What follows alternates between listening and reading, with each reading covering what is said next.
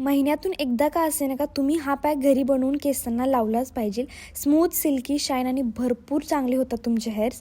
पुढे सांगते काय करायचं. सकाळच्या रुटीनमध्ये पहिल्यांदा पाणी गरम केलं, ग्लासमध्ये ओतलं, कारण की याच्यामध्ये मला तूप टाकून पिऊन बघायचं होतं. पहिल्यांदाच मी ट्राय करते. जसं मी पिले ना, माझी रिॲक्शन बघा तुम्ही काय खराब होती. त्यानंतर पटकन कामावर यायला घेतले, कारण की मास्क केसांना लावून मला 2 तास ठेवायचा होता, म्हणून पहिल्यांदा आवरून घेतलं. त्यानंतर मी घेतला होता बाउल, याच्यामध्येच मी पॅक बनवणार आहे. पहिल्यांदा पाणी घेतलं, त्याच्यामध्ये थोडीशी रोजमेरी टाकली, कारण की याचं पाणी पण मला हवं आहे. थोडासा ॲलोवेरा जेल आणला, त्यातला पल्प जो असतो ना तो सगळा मी काढलेला आहे. थोडंसं मिक्सरमध्ये पण फिरवा. त्यानंतर रोजमेरी जे वॉटर आहे ना ते पण मी त्याच्यामध्ये टाकलं. एवढी सगळी पावडर मी याच्यामध्ये टाकणार आहे. तर नोट डाऊन करा, मी याची नावं सांगते एक एक करून. जास्वंद पावडर, रिठा, शिकाकाई, आवला, भृंगराज, मेथी आणि सोबत बीटरूट मिक्स करा. कोणतेही लम्स राहायला नको. जर तुमची केस ड्राय असतील तर याच्यामध्ये थोडंसं कॅस्टर ऑइल किंवा दुसरं ऑइल टाका. सगळं मिक्स करून घ्या. कन्सिस्टन्सी दाखवल्या पद्धतीने असायला पाहिजे, वॉटरी लाईक.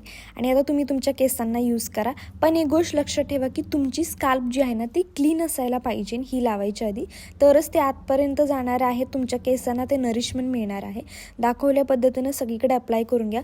थोडंसं मेसी आहे, पण एवढं तर केसांसाठी करायलाच हवं.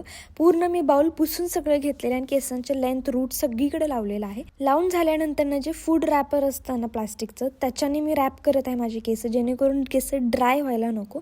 तुमच्याकडे असेल तर यूज करू शकता किंवा फॉईल पण वापरू शकता तुम्ही. जसं होईल तसं पूर्ण केस मी रॅप केलेली आहे. त्यानंतर थोडीशी कामं होती ती पण मी केलेली आहे. हेअरवॉशच्या वेळी तुम्हाला जर गरज वाटली तरच माइल्ड शॅम्पू करा, नाहीतर करू नका. पण आम्ही हेअरवॉश केला आणि तो तुम्ही केसांचा पूर्ण जो रिझल्ट आहे ना तो बघू शकता. क्राऊन एरिया पण छान झालेला आहे, स्मूथ, सिल्की, शायनी तर किती मस्त झालेले आहेत बघा. अशाच आणखीन रेमेडीसाठी फॉलो करून घ्या. आणि दुपार निघून गेली होती तेव्हा जाऊन मी सगळं माझं स्किन केअर केलं. बाय.